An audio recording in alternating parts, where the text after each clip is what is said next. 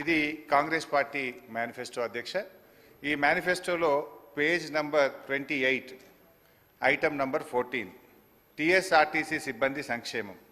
RTC కార్మికులను ప్రభుత్వ విలీన ప్రక్రియ పూర్తి చేసి 2 పీఆర్సీల బకాయిలను వెంటనే చెల్లిస్తాం. వెంటనే అంటే 8 నెలలు సమయం సరిపోదా అధ్యక్ష? నంబర్ 1. నంబర్ 2, వచ్చే పీఆర్సీ పరిధిలోకి టీఎస్ఆర్టీసీ కార్మికులను చేరుస్తాం. నంబర్ 3, రాష్ట్ర ప్రభుత్వ ఉద్యోగులతో సమానంగా అన్ని వసతులు సదుపాయాలు కల్పిస్తాం. నంబర్ 4, ఆర్టీసీ బస్సులను ఆధునీకరించి విస్తరిస్తాం. అధునాతనమైన సౌకర్యాలతో కొత్త సర్వీసులను ప్రారంభిస్తాం. Number 6 and the last, RTC union పునరుద్ధరణకు అనుమతి ఇస్తాం.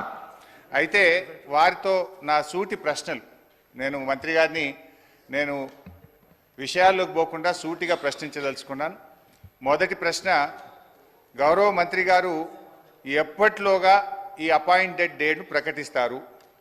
ఏ రోజు నుంచి ఆర్టీసీ ఉద్యోగులను ప్రభుత్వ ఉద్యోగులుగా గుర్తిస్తారు? పరిశీలనలో ఉంది, చూస్తాం చేస్తామని కాలయాపన చేయడం కాదు. ఒక ఖచ్చితమైన తేదీని ఈ సభ ద్వారా ఆర్టీసీ కార్మికులకు చెప్పాలని మీ ద్వారా గౌరవ మంత్రి గారిని కోరుతా ఉన్నా. క్వశ్చన్ నెంబర్ 2, యూనియన్ పునరుద్ధరణ చేస్తామని మీరు హామీ ఇచ్చారు. ఆ యూనియన్ పునరుద్ధరణ ఎప్పటిలోగా చేస్తారు?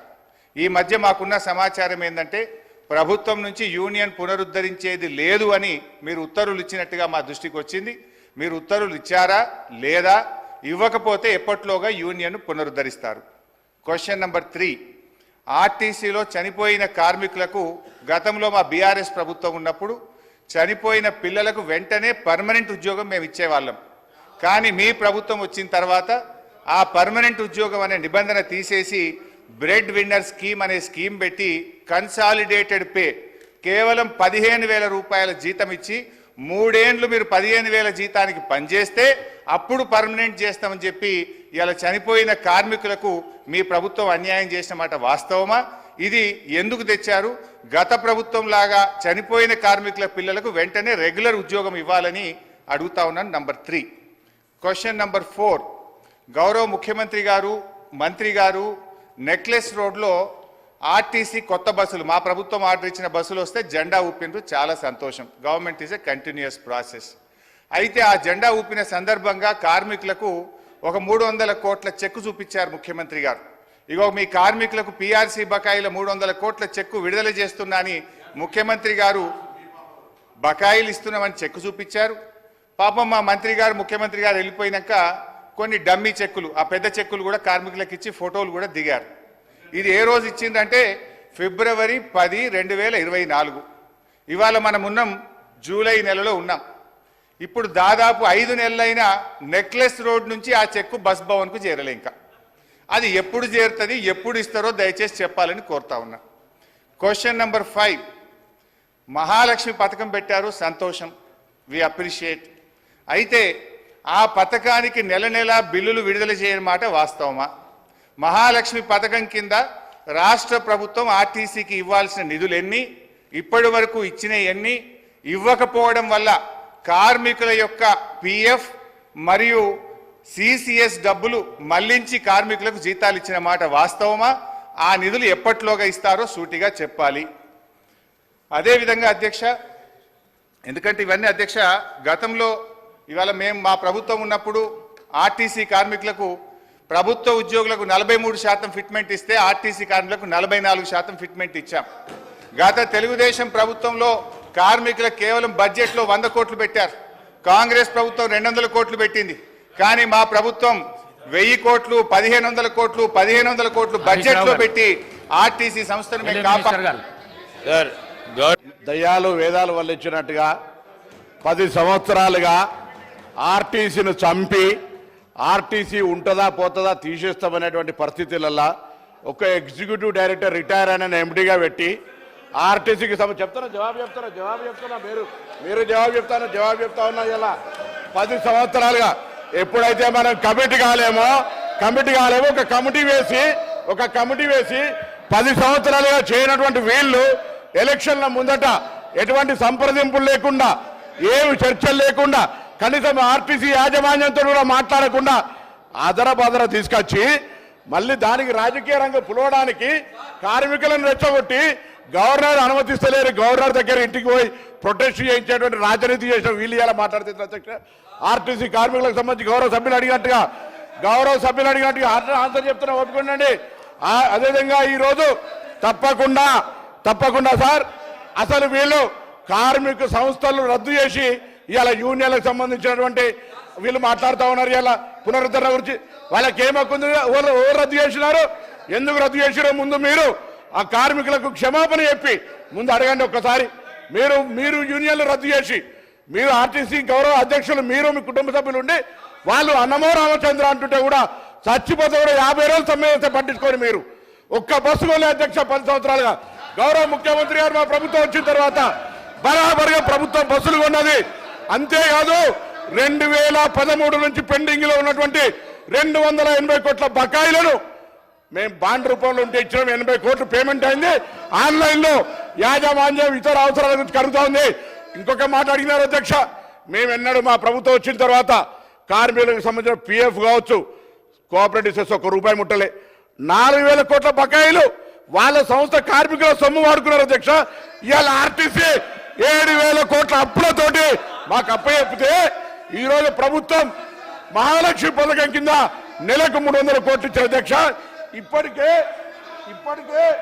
70 కోట్ల మంది మహిళలు ప్రయాణం చేస్తే అధ్యక్ష 2,400 కోట్ల రూపాయలు ఆ మహిళల పేరు మీద వచ్చినటువంటి సొమ్మును 2,000 కోట్లను ప్రభుత్వం తరఫున ఆర్టీసీకి ఇచ్చినాం. ఆర్టీసీ ఇంకొక మాట చెప్తా ఉన్నారు, కారుణ్య నియామకాలకు సంబంధించి అధ్యక్ష కారుణ్య నియామకాల పాలసీ ఎవరు తెచ్చినా ఇంకా సరళీకృతం చేసి ఈరోజు ఆర్టీసీ కార్మికుల కుటుంబాలందరికీ కూడా ఆధారం ఇస్తా ఉన్నాం. మేమేం ఎన్నడే జీవోలు మార్చలే. తప్పకుండా ఆర్టీసీ కార్మికుల కుటుంబాల నుంచి చనిపోయిన వాళ్ళతో పాటుగా ఆరోగ్యం బాగలేనటువంటి వాళ్ళకు కూడా వాళ్ళ పిల్లలకు ఉద్యోగాలనే పాలసీ తీసుకొచ్చాం అధ్యక్ష. ఆర్టీసీ తార్నాక హాస్పిటల్ని కూడా ఇవ్వాలనే మొన్ననే ఎంఆర్ఐతో పాటుగా సిటీ స్కాన్ తీసుకొచ్చి క్యాత్ ల్యాబ్ దాకా అభివృద్ధి చేసి ఆర్టీసీ కార్మికులతో పాటుగా అనేకం తీసుకుపోయే ప్రయత్నం చేస్తాను అధ్యక్ష. అదేవిధంగా ఈరోజు 45 లక్షలు ప్రయాణం చేసే సంస్థ 56 లక్షల మందిని ప్రయాణం చేస్తున్నారు అధ్యక్ష ఈరోజు. అంతేకాదు 3,000 కొత్త బస్సులకు సంబంధించి వారు అడుగుతా ఉన్నారు ఉద్యోగాలకు సంబంధించి అడుగుతా ఉన్నారు. 3,035 మంది ఉద్యోగులకు నియామకం చేసిన అవును అధ్యక్ష. ఆర్టీసీ ఇలా వాళ్ళందరికీ ధన్యవాదాలు చెప్తా ఉన్నా. నా సంస్థలో ఉన్నటువంటి ఆర్టీసీ డ్రైవర్లు కండక్టర్లందరికీ సభా వేదిక ద్వారా మా ప్రభుత్వం తరఫున అభినందన తెలియజేస్తున్నాం అధ్యక్ష. అవును ఓవర్లోడ్ అయితే ఉంది, కానీ ఓవర్లోడ్ చేస్తే కూడా ఇలా పని భారం పెరిగిన మాట వాస్తవం, కానీ వాళ్ళందరికీ డబల్ పేమెంట్ ఇస్తాను అధ్యక్ష. 8 గంటల తర్వాత పనిచేసే వాళ్లకు వాళ్ళ శ్రమతో ఇప్పుడు చేయొద్దని మీ దగ్గర బస్సులు ఎక్కడోడు లేడు, మా దగ్గర 100% ఇలా 95% ఆక్యుపెన్సీ ఉంది అధ్యక్ష. నష్టాల నుంచి తీసుకొని ఇలా లాభాల బాటలా ఈ 3 నెలలకు తీసుకుంటే ఆపరేషన్ లాస్ నుంచి ఓవర్కమ్ అయి బయటకు పోతాను. ఆర్టీసీ ఉంటుందో ఉండనేటువంటి పరిస్థితుల్లో నేను చెప్పిన అధ్యక్ష. ఒక ఎగ్జిక్యూటివ్ డైరెక్టర్ ఈ సందర్భంలో చెప్పాలి వాళ్ళ బంధు ఎగ్జిక్యూటివ్ రిటైర్డ్ డైరెక్టర్ ఎండీగా పెట్టి సంస్థ నడిపిన అధ్యక్ష. 50 రోజులు సమ్మె చేస్తే పట్టించుకోలేదు అధ్యక్ష. వీళ్ళు ఎలా కమిటీ కాకపోవడంతో ఒక కమిటీ చేసి ఇక దోపిడీ ఎలక్షన్లు అమ్ముకుంటే 50,000 ఆర్టీసీ కుటుంబాలు వ్యతిరేకిస్తున్నాయి, మనం గెలవలేం కావచ్చు అనేటువంటి ఆలోచనతోటి ఆర్టీసీ కార్మికులకు ఒక ఈ భూతత్వం రేటు చూపెట్టిన అధ్యక్ష. అయినా వాళ్ళు ఇవాళ ఈ ప్రభుత్వాన్ని ఆశీర్వదించారు కాబట్టి మీరు పెండింగ్ లో ఉన్నటువంటి 2017 నుంచి 21 పిఆర్సీ ఇచ్చిన 21%, వాటితో పాటుగా 2013 నుంచి ఉన్నటువంటి బకాయిలు ఎవరిచ్చిన అధ్యక్ష బకాయిలు 280 కోట్లు శాంక్షన్ చేసాం. అవును పంపిణీలో జాప్యం జరుగుతుండొచ్చు, తప్పకుండా ఈ వేదిక ద్వారా ఈ సభ ద్వారా ఇప్పటికే ప్రభుత్వం 80 కోట్లు ఇచ్చింది, మిగతా కూడా ఇస్తామనే మాట మనం చేస్తా ఉన్నాం. అదేవిధంగా ఈరోజు వాళ్ళు ఏదైతే ఆదరాబాదర అధ్యక్ష డేటు 15వ తారీఖు 29వ తేదీ నాడు వీళ్ళు క్యాబినెట్ చేసి దాని తర్వాత 10వ తారీఖున నోటిఫికేషన్ వచ్చింది అధ్యక్ష. వీళ్ళు దీని గురించి మాట్లాడతారు, ముసలి కన్నీరు కాలుస్తారు. నిజంగా ఆర్టీసీ కార్మికులకు ముందు చిత్తశుద్ధి ఉంటే 10 సంవత్సరాలుగా ఆర్టీసీని ఎందుకు చంపే ప్రయత్నం చేశారు? ఆర్టీసీని మొత్తంగా ఆస్తులను వాళ్ళ సంస్థలో ఉన్నటువంటి వాళ్ళ పార్టీ నాయకులకు అప్పనంగా అప్పచెప్పినటువంటి పరిస్థితి కాదు అధ్యక్ష. ఇలా తక్కువ ధరలకు అప్పచెప్పి